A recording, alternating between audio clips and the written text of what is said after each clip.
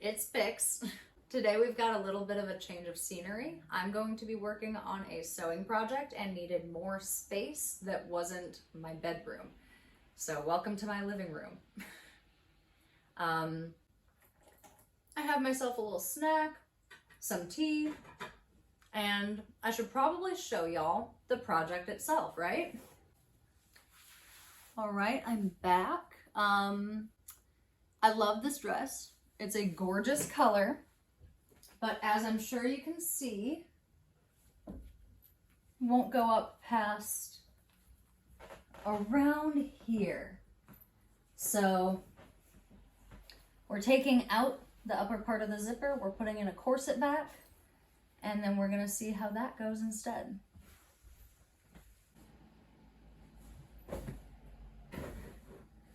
Getting in and out of this thing was more of a process than I expected it to be, but I guess that's the exact thing we will be solving today. For this project, I really don't need a ton of materials.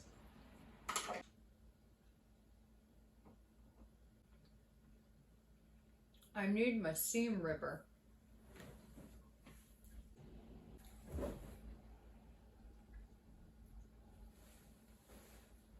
So right here is where I want the zipper to end, which means I'm going to take out the seams going from here, just above it, up.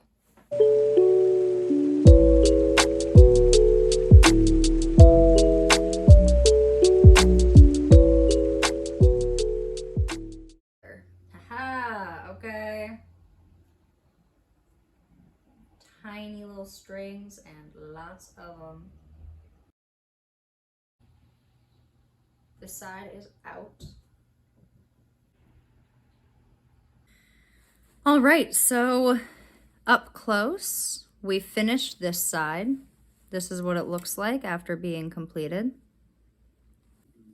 And it looks like right here is gonna be where the inner lining joins. So start by taking from the inside of this zipper until it comes out right near the actual zipper itself. Pull it all the way through. Make sure that this is either staying lined up or gets properly lined up before you attach it to the outer shell or the inner lining. And we're going to start with the outer shell. And that just starts us off attaching that zipper. I don't want to pin it because I need it to be able to move around some. I don't really pin when I sew by hand because I do find that it gets more in the way than it is hugely helpful. So right there, you can see that I've now sewn it over. It doesn't really create any change to the look from the front, from the back. It's got a slight bump, but really nothing serious.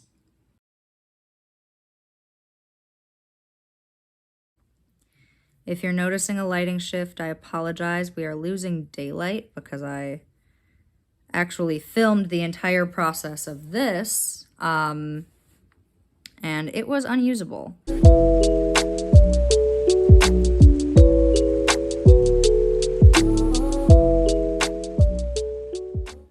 But from here, we have a zipper complete. What that means is that now when I pull the zipper up, it can only come up to here, which is exactly what I wanted because as you saw earlier, any higher and it doesn't really zip. The next part of the project is these little guys.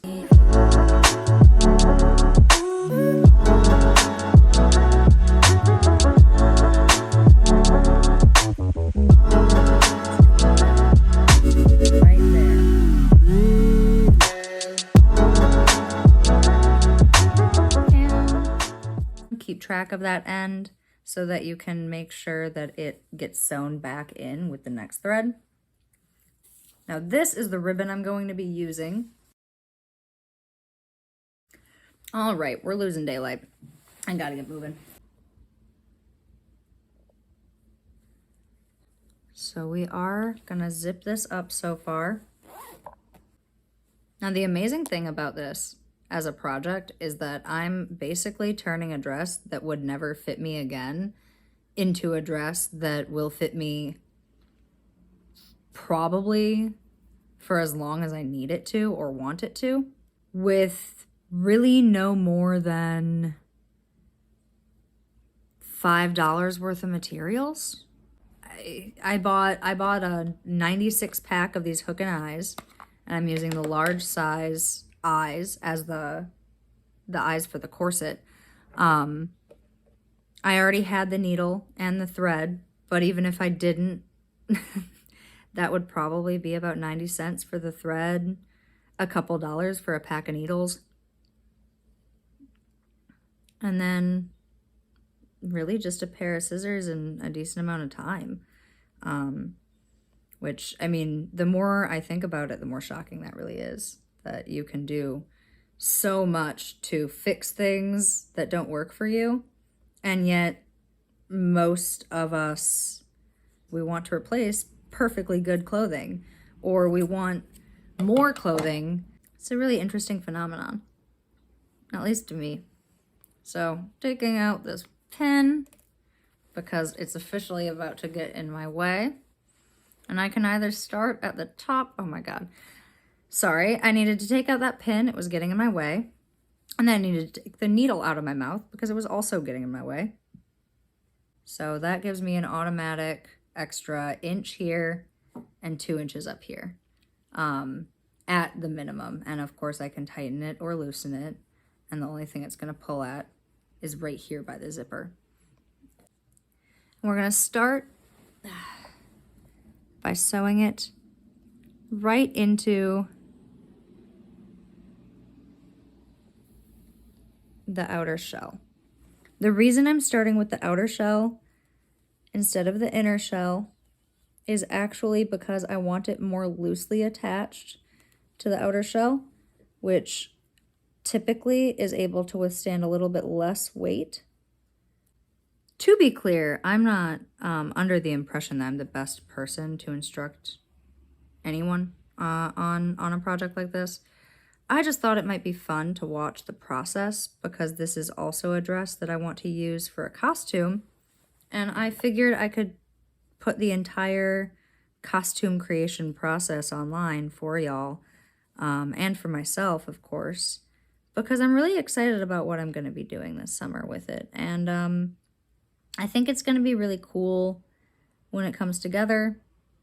And this is actually the very, very first step. I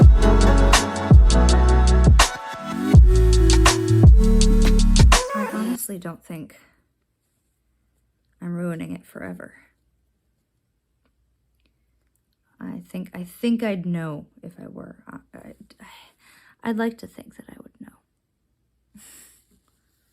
But now I can take a singular stitch on this side,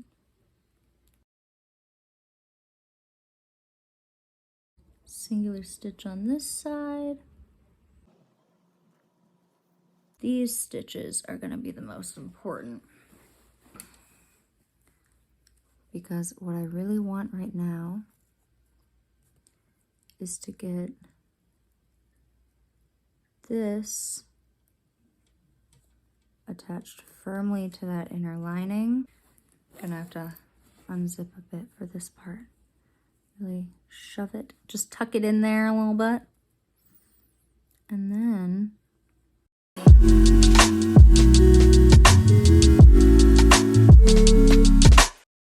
so funny, I feel like I spend half of each sewing project freaking out that's gonna come out terribly.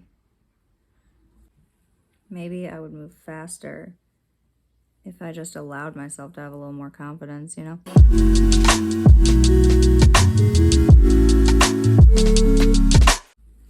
Now what I need to do next is put in this second guy right around here-ish. It's gonna be just below this bend. So we have the bend here. I actually sewed it inward. So I'm gonna tuck this little piece of string back in for now.